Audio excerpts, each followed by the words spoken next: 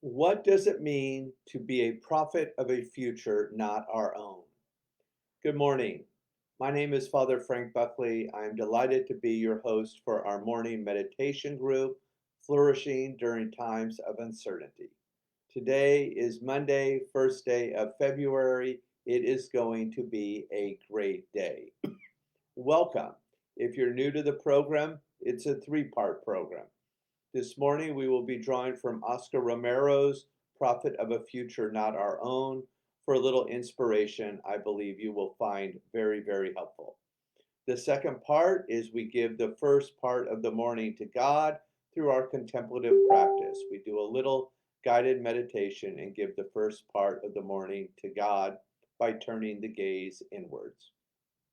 And the last part is a Jesuit examine where we just look over the weekend and notice where God came alive for us over the weekend. So let's get started. Excuse me.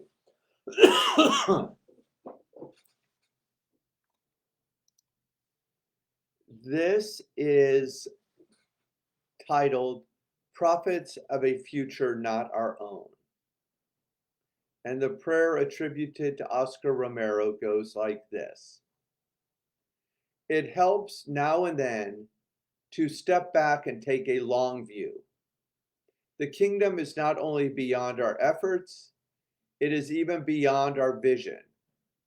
We accomplish in our lifetime only a tiny fraction of the magnificent enterprise that is God's work. Nothing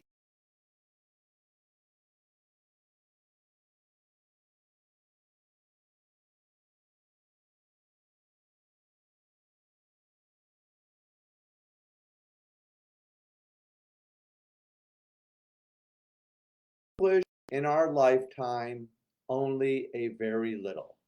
No statement says all that could be said. No prayer fully expresses our faith. No confession brings perfection. No pastoral visit brings wholeness. No program accomplishes the church's mission. No set of goals and objectives includes everything. That is what we are about. We plant the seeds that one day will grow. We water seeds already planted, knowing that they hold future promise. We lay foundations that will need further development. We provide yeast that produces far beyond our capabilities. We cannot do everything, and there is a sense of liberation in realizing that. This enables us to do something and to do it very well. It may be incomplete, but it is a beginning, a step along the way, an opportunity for the Lord's grace to enter and do the rest. We may never see the end results, but that is the difference between the master builder and the worker. We are workers, not master builders.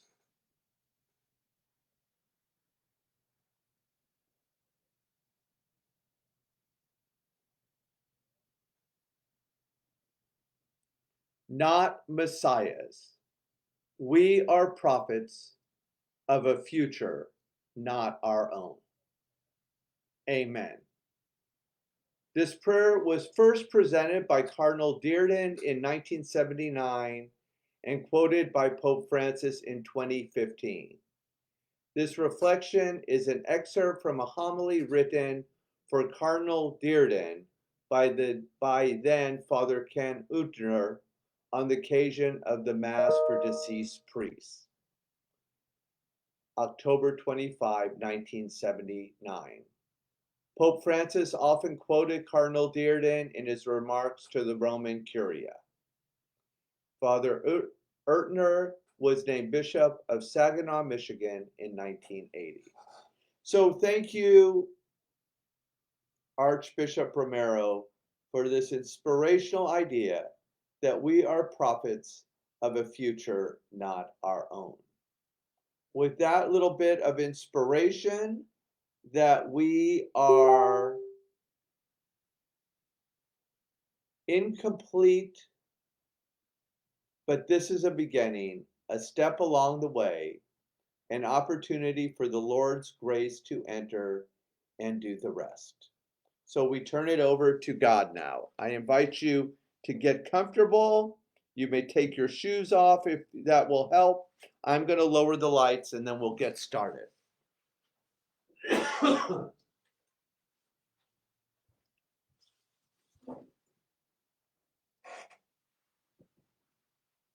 One of the ways we flourish is to unplug. I will set the timer for 20 minutes so you don't have to worry with technology. I'll ring the bell to get us started, and then I'll ring the bell when we're finished. So I invite you to lower the eyes or close the eyes, whatever feels safe to you, and let's begin.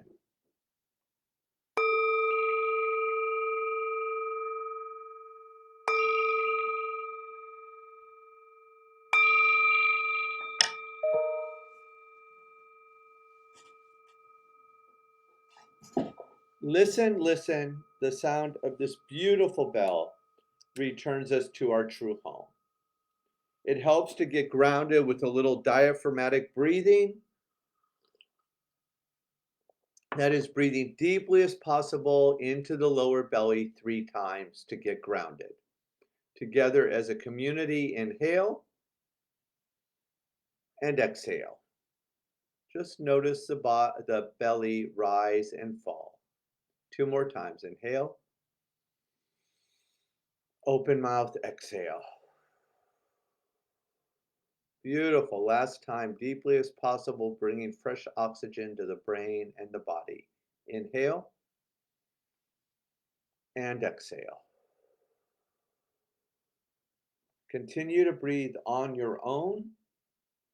Take the attention to the body. On this Monday morning, feel the feet press on to the earth and just notice any sensations.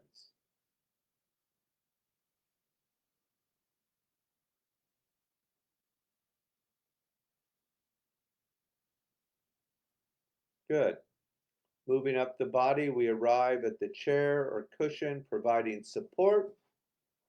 Let's reflect on how over this weekend we experienced a little support.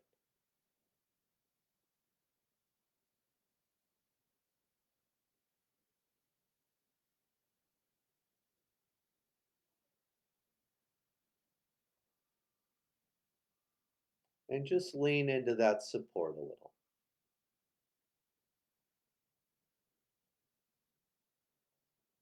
Moving up the body a little further, we arrive at the shoulders, the place that can sometimes hold tension in the body, anything we've been holding on to this weekend. We just allow it to slide down the shoulders, relax, restore, renew. Surrender. Go over to the winning side.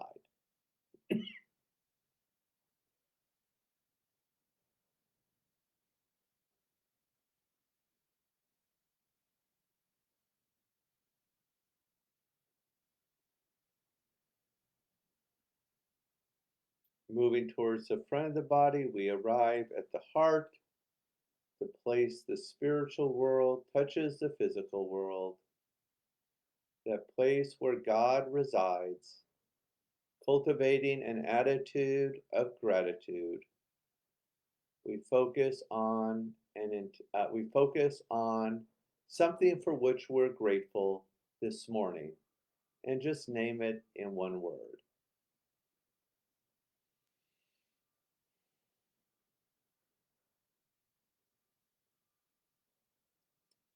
Gently place that word next to your heart.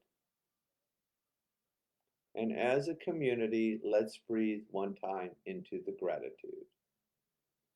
Inhale and exhale. Release the hands and just notice what you feel.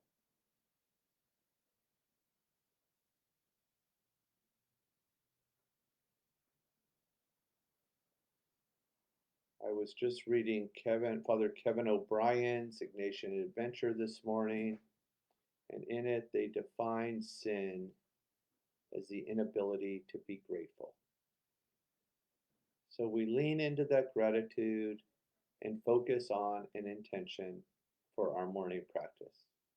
Ignatius invites us to ask God for that which we most deeply desire today, being courageous enough to ask God for something great and beautiful.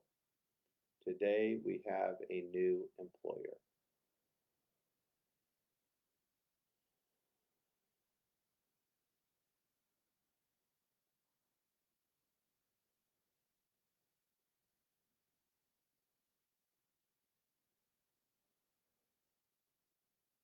And we'll seal that intention with an inhale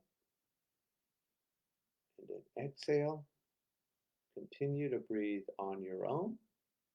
If you're new to meditation, just pick a little sacred word that has meaning to you.